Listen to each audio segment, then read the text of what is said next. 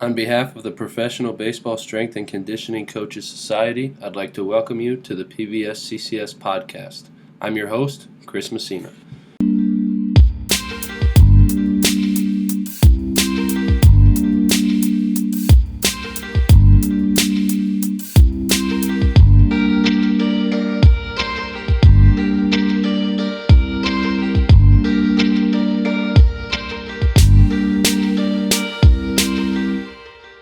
Okay, everybody, I'm here with Yannick Plante of the Kansas City Royals organization. Yannick, thanks for coming on, man. Appreciate your time. Tell the listeners about yourself, if you would, please.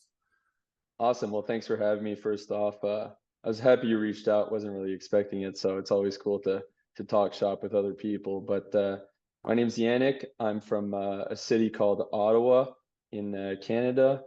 And growing up, I think I just had a big interest for sports, playing all sorts of different sports.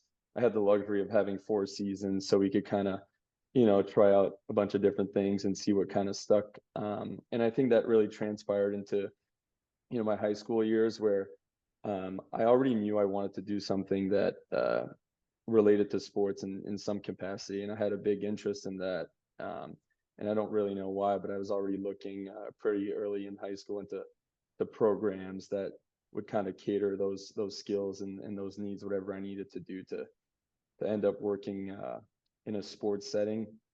And so I ended up going to the University of Ottawa, so in my hometown, and that was really my first introduction of seeing all those different possibilities. And so I landed an internship with a junior hockey team during my senior year.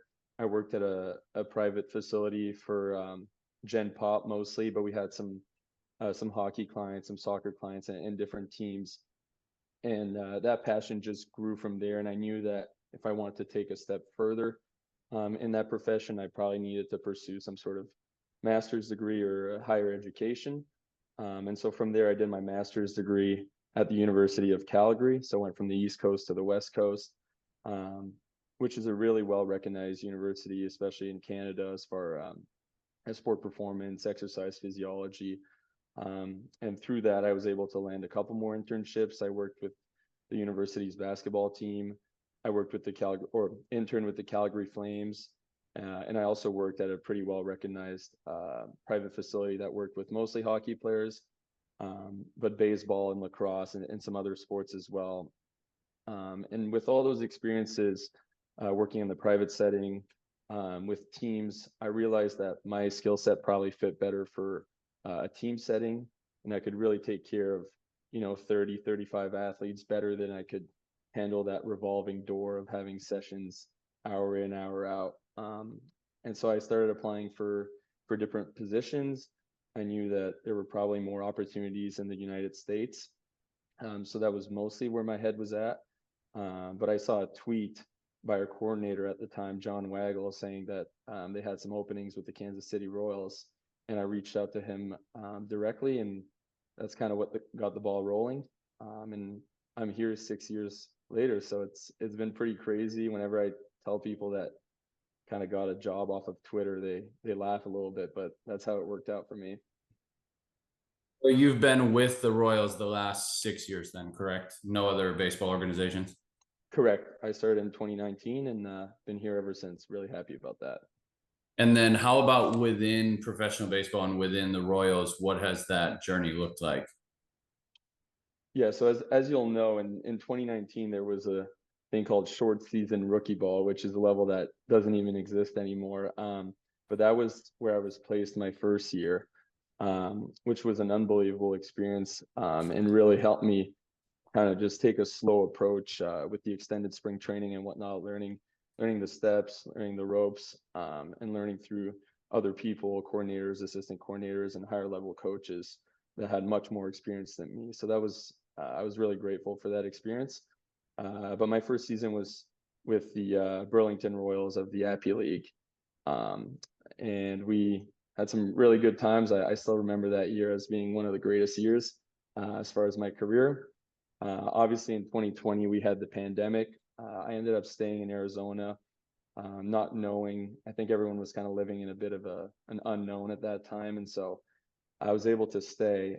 and work with some players that weren't able to go home or that were local.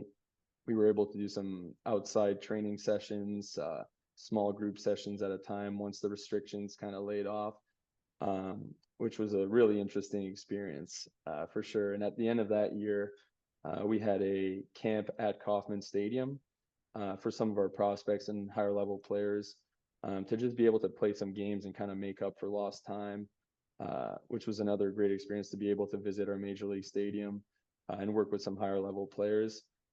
Give me a bit of an exposure to those athletes, which I hadn't had in the past. And I think that kind of led us into my next couple of years, where I was slated to go to or double A, I guess, in 2020. But from 2021 until last year, I was with the Omaha group at triple A. And so great years there, a lot of fun with some players that ended up making it to the big leagues, built great relationships with the staff. But after last year, as an organization, we made a decision that I was going to come back to Arizona. And so I'm now working with the Arizona team, but I'm also supporting our physiotherapists, athletic trainers, and our coordinators with the rehab group when it comes to long-term rehab and return to play, which has been an unbelievable experience, brings a lot of challenges, but definitely really rewarding as well.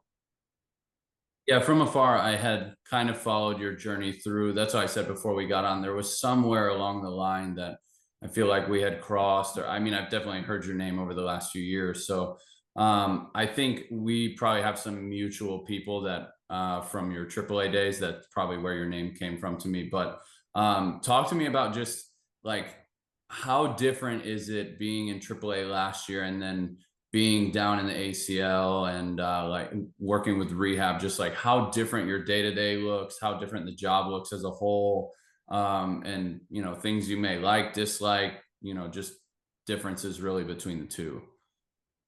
Yeah, I used to think, I think earlier in my career, that there was a massive difference between the levels. But when it really boils down to it, I think there's a lot of similarities between it, and the differences just kind of stand out more than we think. So, from my perspective, my job, we have three big goals I think that we'd like to accomplish. And the first one is really just not to get anyone hurt in the gym. You know, as level one, if you can do that, I think your program is safe and sound, and you can build off of that. Number two is to mitigate the risk of injuries on the field. And that's true from all levels, right? Whether it's rookie ball, Arizona Complex League, or AAA, we want those guys to be available and to be able to play to develop. And then number three is to optimize performance. And so if we can do the first two things, once we can master those, then we can kind of focus on the third level, in my opinion. And I think as an organization, that's kind of how we see things. And I fully believe that as well. And so that doesn't really change whether you're in Arizona or in AAA, but the emphasis that you put on those three things is probably going to be slightly different. And so in Arizona, with the younger group, we're working on building solid routines, having consistency in their training, understanding exercises and why they have to do them. Whereas at the higher levels, they usually have a pretty good base of that. And so that's when we can focus on, like I said, optimizing performance, finding the marginal gains that are going to get them to the next level. But at the core, we're still operating under those three kind of objectives or philosophies, if you want. From a day-to-day perspective, it's definitely different because I'm dealing with a much larger group of athletes. There's definitely more moving parts, but there's a lot more staff members in Arizona, which I think is a big benefit to us. We're able to kind of pick and choose where we want to be on a given day and what we're needed for. And I've also learned a ton from the rehab group. I think that's a different setting that I hadn't really gone too deep into. And so I think we're seeing some great results, but I'm still learning on a day-to-day basis.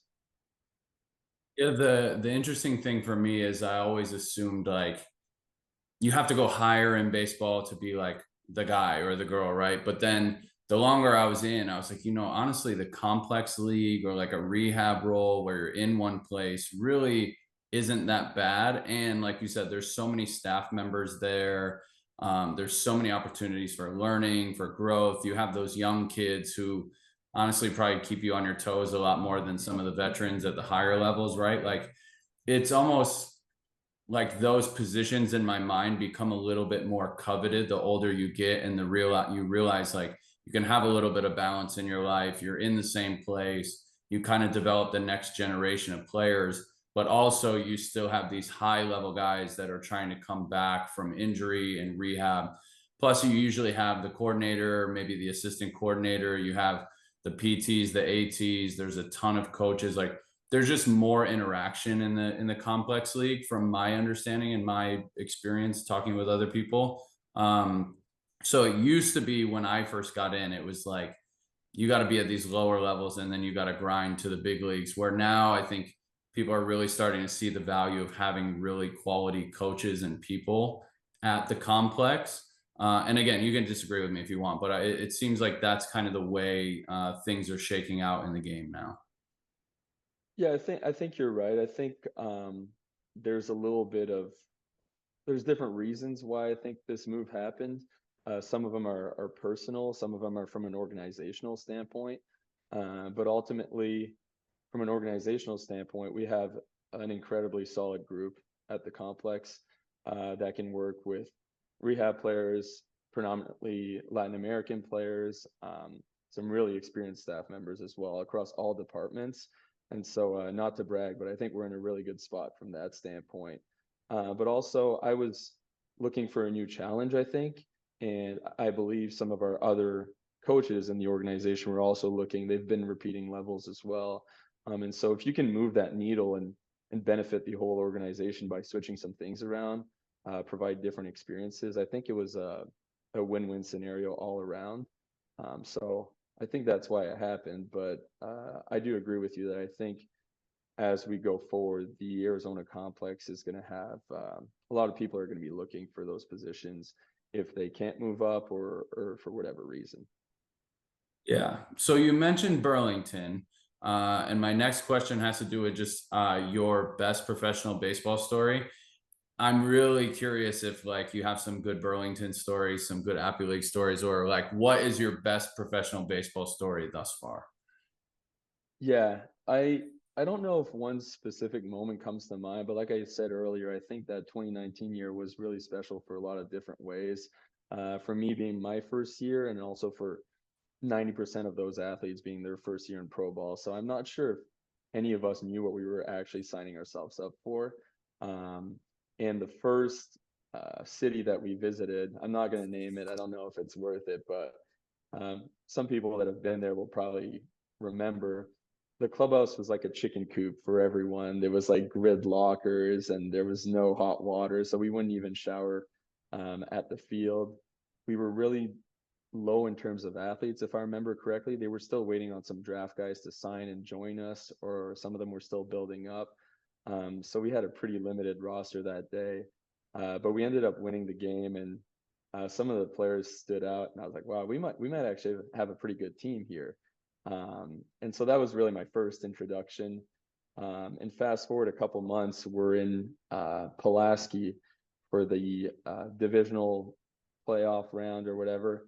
And we played a 16-inning game that we ended up winning to go to the finals. So I don't know how many people have had the experience of a 16-inning ball game, but to be on the winning side of that one was pretty relieving, because I don't know how that bus ride would have been if we would have lost. We didn't end up winning the final, which was a bummer, but we had a great group of guys that year that were, willing to learn. They were on board, and congrats to them. Some of them ended up making it to the big leagues and are still in the big leagues with our team. So looking back, that's always really special. Yeah, the chicken coop, I know exactly what you're talking about, because let's just say I spent extended time in that place. Yeah, I believe it. My first kids' day in professional baseball was in Burlington.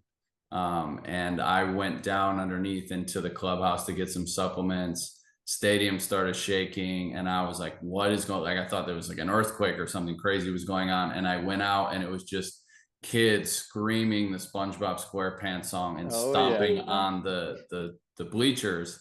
and like the clubhouse was right underneath. So I thought the clubhouse was collapsing, and I had the same exact idea. I was like, I have no idea what I just got myself into. But we're just gonna ride. And then after Bristol, my next year was in AA, and like we open on the road and they like unpack your bag for you and they like hang your clothes. And that was when it hit me like, oh my goodness, what did I just go through last year? Like I thought I was like, I made it. I'm in pro sports. This is sick. I don't even care if like our stadium's not great or our resources are limited. Like this is the pros. This is it. And then I get to AA the next year and I'm like, wait a minute, like what was that? That was crazy. But I would agree with you, man. I have like so many fond memories of that first year. And to be honest, sometimes it sucked too. Like obviously you're in the middle of nowhere. The resource is not as great. The facility is not as great. There's not as many fans there. But I have so many fond memories of like working out with my manager and like just being really close with my staff and really just learning on the fly. Like a lot of those kids were, like you said, a lot of them, it was their first exposure to pro ball. Or for us, we had some kids playing under the lights for the first time. Like it's just a really cool experience. It's really unfortunate that that league doesn't exist anymore. It's probably better for everybody, to be honest, because a lot of those kids can, you know, we had like a weird mix of like a little bit older college kids that were lower level draft picks, and then some of the younger Latin players, and then like the really high prospect high school kids. So it's just kind of an interesting mix there. But yeah, I can remember looking around and being like, we got a good team here. Like this is a good ball club. And then, like I said, I went to double and I was like, I can't imagine a 16 inning rookie ball game. Like I just can't imagine the chaos of that game, especially back in the day when they didn't have the pitch clocks or anything. Like it was probably absolutely wild. Yeah, it was pretty epic. It was and the way we went to, I won't bore anyone with the details, but I think it's just I guess very ironic. I don't know. I think if someone would have predicted that and put some money on it, they would have made a lot of money, just the way it kind of all unfolded. But it was Very great. minor league style, I can imagine. Yeah. But we had some ballers. It was fun. It was really fun. Yeah, it's cool. It's been cool to see some of the kids that were in that league at the time kind of just, you know, bloom into these dudes in the big leagues now. And a lot of them are getting to that point where they're hitting, you know, free agency, or they're getting big contract extensions. And you're like, I saw this dude walk in for his first day of rookie ball, and now he's like $100 million plus. Like it's pretty wild to see. Yeah, no doubt. No doubt. What do you believe in within strength and conditioning that others think you are crazy for believing? I don't know if this is much of a bold take. I think there's definitely a group of people that are going to agree with me, but this is kind of what I can think of on top of my head. I think with the way the profession is going, we could probably still get really good results by putting our computers or iPads and any piece of technology down for a moment and just focus on the coaching aspect or the human element to coaching. In my opinion, and I would tend to think that I'm a part of the new age of coaching. I don't think I'm that old yet, but we can benefit a lot from talking to these athletes, watching them move instead of just looking at the numbers that it spits out, watching them move on and off the field, asking them how they feel, learning from mistakes, as opposed to just always relying on that data collection side of things, or the numbers game. So I know it's a necessity. I know it has a ton of value, but sometimes I feel like I do the mistake where I'm just looking at the number and not even thinking of the individual. And so we have to be really conscious of when we're doing it, why we're doing it. And I'm learning this probably more and more with these younger players that I'm working with now. They have a pretty good base of training because we do a really good job at the academy. But still, they have such a long way to go. And if we can just, you know, enjoy the session with them and make the most out of it, that can go a long way as well. Yeah, when we would have our new staff or our interns come in, that was really one of the big things. It's like when you have the gym aware plugged in, like your eyes shouldn't be glued on that iPad, right? we had it set so if they hit the speed we wanted, it dings, and like, everybody can hear the ding or whatever. But I think there's too many times where it's like it's a good or a bad rep based on if you hit the speed, not based on what the technique looks like, what the intent, like all of those other things. And I'm not that old either. I'm 32 now. Like I was in the game for a while. It's like I feel like I grew up in the sweet spot of coaching where I had a lot of those older mentors who all they had was their coaching ability and none of the tech, and they still made things work. And kind of that newer generation coming in that has some of the tech, where I feel like some of the newer coaches coming in are trying to skip a bunch of those steps of learning how to coach effectively, learning how to communicate effectively, learning how to navigate a room. And I would agree with you wholeheartedly. I think that goes a really long way. I would say the difficult aspect of that in baseball sometimes is it's such a numbers driven game and a data driven game. And I know there's front office pressure to be like, hey, we need this guy to jump on the force plates. We need this guy's force plate metrics. We need this. We need his body comp numbers. We need his training numbers.